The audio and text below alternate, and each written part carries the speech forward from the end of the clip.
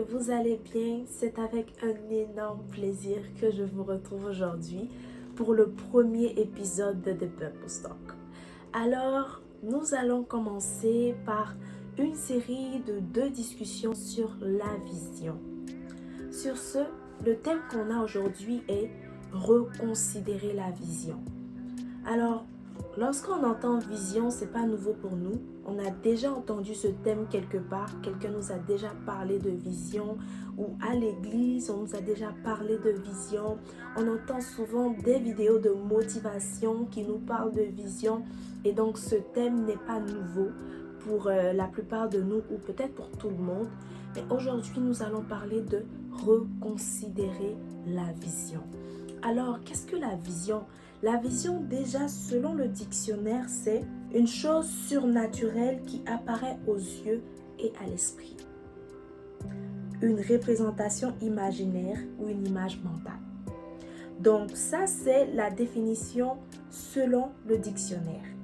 Nous allons voir maintenant, selon Eric Élisée Kwaku, à EMCI TV, la vision selon la Bible.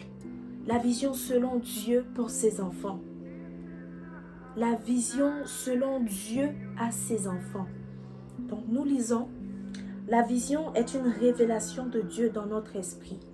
Lorsque nous parlons de vision dans ce contexte, il s'agit donc de cette révélation que Dieu donne comme fondement important de notre marche avec lui. Lorsque Dieu communique ainsi une vision de manière complète, il indique par révélation un but à atteindre, les moyens utilisés pour l'atteinte de ce but et parfois spécifiquement ou géographiquement déployer ces moyens. C'est-à-dire que la vision répond à ces 3 questions: quoi faire pour Dieu, comment et où. Ici, nous voyons clairement que la vision, c'est une révélation. La vision, c'est un dépôt que Dieu fait en nous, que Dieu met en nous. La vision, c'est une mission que Dieu nous donne. Alors nous sommes plusieurs ici à avoir une vision de Dieu, à avoir reçu une révélation, à avoir reçu un dépôt. Ça peut être une idée que tu as reçue, une idée de business par exemple. Tu as déjà eu cette idée de commencer un business de voiture, de commencer un business de vente. Ça peut être vente au marché, vente en ligne, soit dans ton ministère ou dans ta marche avec Dieu à l'église. Une vision que Dieu met en ton cœur, une idée de rejoindre le groupe d'intercession, rejoindre le groupe musical, rejoindre le groupe du service d'ordre ou rejoindre une certaine communauté pour apprendre et pour ensuite créer. Ça peut être une idée d'une ONG, une idée d'une société, une idée d'un centre communautaire. Ça peut être beaucoup de choses que nous avons déjà reçues du Seigneur, une vision que nous avons déjà vue. Nous avons tous ici déjà reçu une vision, une idée, une révélation, une mission dans nos cœurs, dans nos songes, à travers les conseils de quelqu'un, à travers une vidéo, à travers la vie de quelqu'un. Nous avons déjà reçu une idée. Pratiquement tout le monde. Mais nous nous disons souvent, non, c'est un rêve. Il est permis de rêver. On peut juste laisser passer, on peut passer dessus. Non, c'est rien. Non, c'est juste souvent quand je pense souvent trop grand. Je rêve parce que j'ai regardé un film et peut-être c'est ça qui agit dans mon sommeil. Ou peut-être j'ai vu quelqu'un, j'ai regardé une émission, j'ai regardé une interview et c'est ça qui me fatigue. Ou souvent on dit même, c'est permis de rêver, il faut rêver grand. Mais après revient la réalité. Donc on se dit non, c'est juste des rêves, on se voit souvent dans des situations et puis c'est tout. Il faut revenir à la réalité. Mais non, en réalité ce sont des idées que Dieu met dans nos cœurs, des visions et des missions auxquelles il nous appelle. Et on peut comprendre ici que malgré tout ça, malgré les idées que nous avons, nous les rejetons. Nous disons souvent non, c'est pas la peine, non, c'est pas à moi que Dieu voulait parler. Souvent même on se dit, mais c'est même pas Dieu qui m'a parlé. Le diable veut que j'aille cogner ma tête. Le diable veut que j'ai la honte aux yeux des gens. Le diable veut que j'échoue. Comment je peux avoir ce genre de pensée? C'est trop grand pour moi. Je ne peux pas faire ça. Je n'ai pas les capacités. Je n'ai pas les moyens. Je n'ai pas la situation sociale indispensable pour cette idée. pour ce business, pour cette ONG, pour cette société. Je n'ai pas le temps requis. Le diable a souvent beaucoup utilisé le temps pour nous mentir dans nos pensées. Pour nous dire, tu n'as déjà pas le temps, tu fais ça, tu vas à l'école, tu travailles. Tu n'as pas le temps d'ajouter autre chose. Tu n'as pas le temps de commencer ce business. Tu n'as pas le temps de mettre en pratique, de mettre en œuvre toutes ces idées de cette mission que tu as reçue. Ce n'est pas pour toi, c'est pour quelqu'un d'autre. Tu as juste fait un rêve qui ne t'appartient pas. Et tu commences à avoir des idées négatives. Et le diable, il profite pour rajouter des paroles négatives. Et nous nous retrouvons dans des situations où nous minimisons ces visions. Nous minimisons ces pensées que Dieu nous donne. Nous minimisons ces idées. Nous minimisons ces révélations que Dieu nous donne qui nous appartiennent. Alors que c'est à nous que Dieu a donné ces visions. C'est à nous que Dieu a donné accès à ces idées, à ce business. Mais nous minimisons cela parce que nous ne nous faisons pas confiance. Nous ne faisons pas confiance au plan de Dieu pour nos vies. Nous ne faisons pas confiance à ce que Dieu a mis en nous. Pour la petite histoire, avant de commencer The Purpose Talk, j'avais reçu cette vision. Voilà, j'avais reçu cette vision de Dieu bien longtemps. Et j'avais écrit la vision, présentation PowerPoint. Je l'ai sauvée dans mon ordinateur sur une clé USB. Et chaque fois, je regardais. Quand j'ai rien à faire, je regarde. Mais je me suis dit, c'est juste une idée. Je peux peut-être l'écrire et le donner à quelqu'un d'autre. L'écrire ou faire part de ça à l'église. Et c'est tout. Ça s'arrête là. Mais c'est pas moi. C'est pas pour moi. Je peux pas commencer ça. Non seulement parce que je suis quelqu'un d'assez discrète. Quand je poste des choses, je peux poster des photos souvent. Je peux poster peut-être des petites vidéos dans mon statut WhatsApp, mais jamais de vidéos où je parle. J'ai jamais fait ça. Je me dis, non, je suis trop discrète pour faire ça. Prendre un téléphone, me filmer, parler, ça me ressemble pas.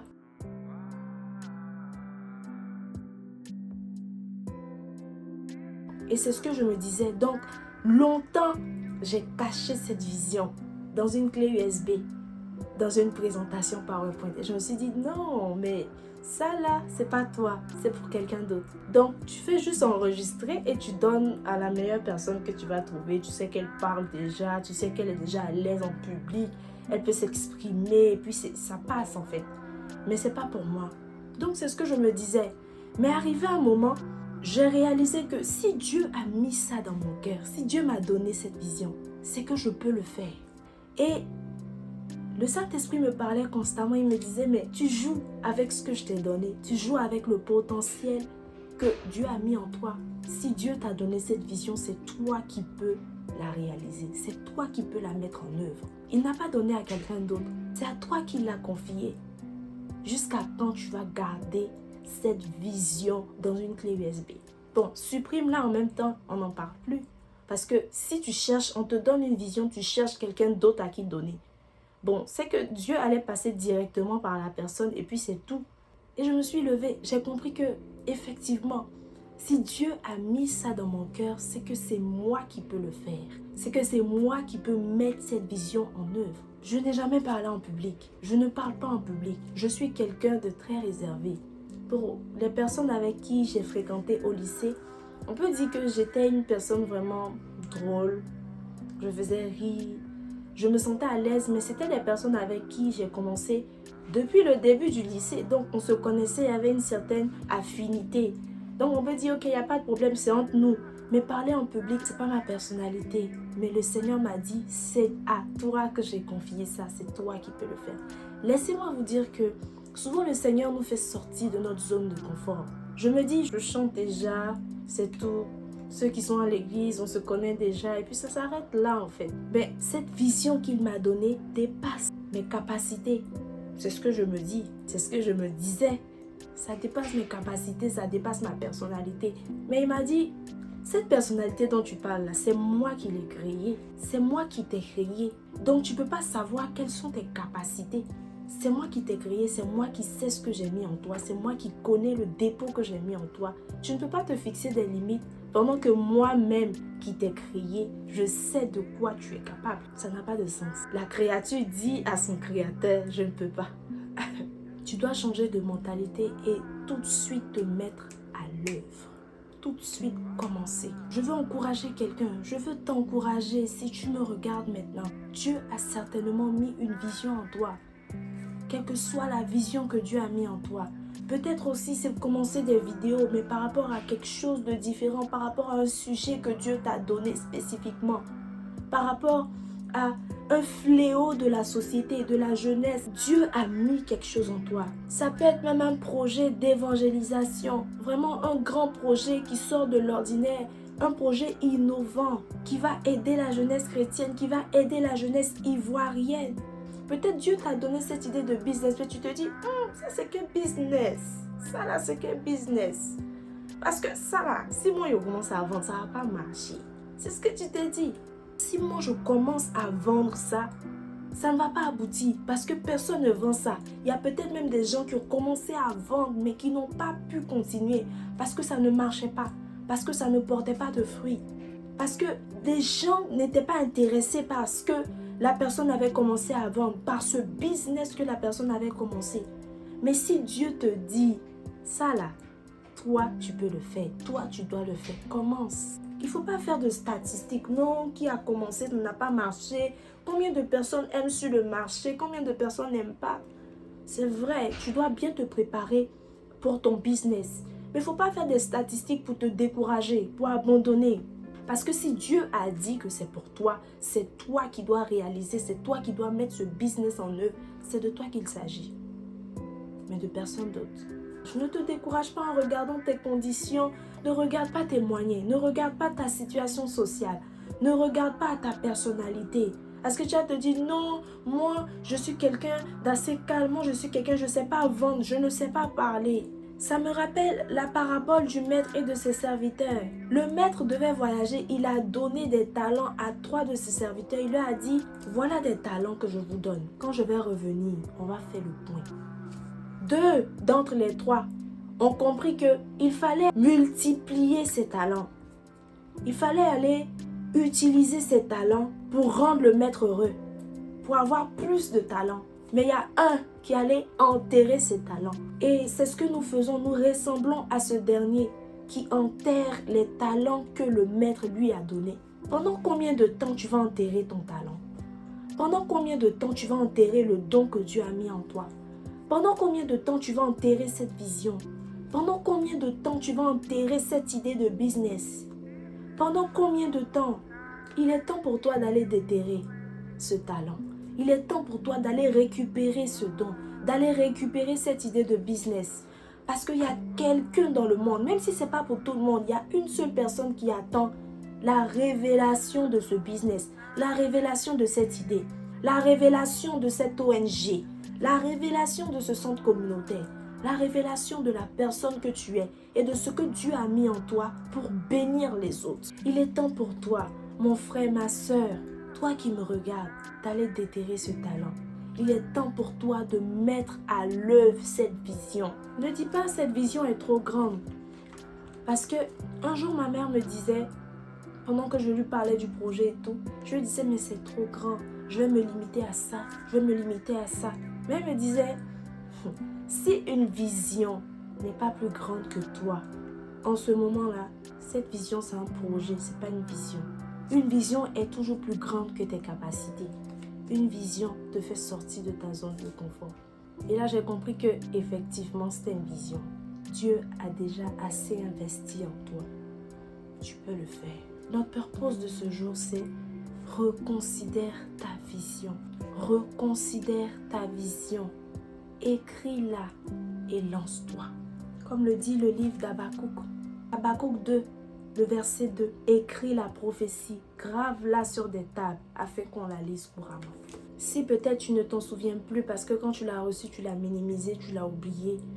Je sais que ça y est encore dans ton cœur. Prie le Seigneur et demande-lui pardon pour avoir minimisé cette vision. Et demande-lui de te redonner, de ramener cette vision dans ton cœur. Dieu va t'exaucer. Écris-la et lance-toi. Parce qu'une personne attend la révélation de cette vision en ton cœur. Ce dépôt que Dieu a mis en toi. Ainsi prend fin notre vidéo de ce jour. J'espère que tu en ressors encouragé, tu en ressors boosté, tu en ressors vainqueur. N'oublie pas de t'abonner, de laisser un commentaire et de partager la vidéo. Et on se retrouvera la semaine prochaine pour un autre épisode de The Purpose Talk. Que Dieu te bénisse. Si tu viens d'écouter ce message, que tu n'as pas encore fait la paix avec le Seigneur et que tu te dis que la vision n'est pas faite pour toi, laisse-moi te dire que Dieu a aussi une vision pour toi. Il a également une mission à te confier. Tu n'as juste qu'à lui ouvrir ton cœur et l'accepter pleinement. S'il s'agit de toi, répète après moi. Père céleste, je viens à toi au nom de Jésus-Christ, ton Fils unique que tu as donné au monde, afin que quiconque croit en lui ne périsse point, mais qu'il ait la vie éternelle. Ta parole dit, mais à tous ceux qui l'ont reçu, à ceux qui croient en son nom, elle a donné le pouvoir de devenir enfants de Dieu, lesquels sont nés, non du sang, ni de la volonté de la chair, ni de la volonté de l'homme, mais de Dieu.